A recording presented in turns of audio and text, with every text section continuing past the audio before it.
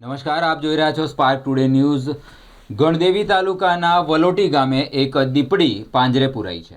ગણદેવી તાલુકાના વલોટી ગામે દીપડી પાંજરે પુરાઈ હોવાની એક ઘટના સામે આવી છે। વલોટી ગામના કાઠાણીયા વિસ્તારમાં કદાવર દીપડી પાંજરે પુરાઈ છે। દીપડીના આંટા ફેરા વધતા ગ્રામજનોમાં ફફડાટ અને ભયનો માહોલ ફેલાયો હતો। ગ્રામજનોએ દીપડીની હાજરી અંગે વન વિભાગને ફરિયાદ કરી હતી।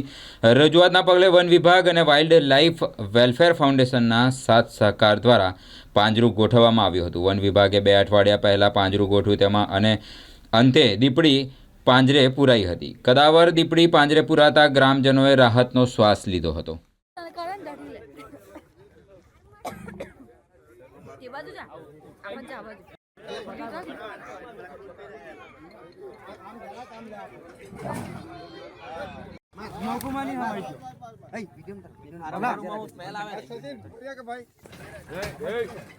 બરાબર માનલું છે કે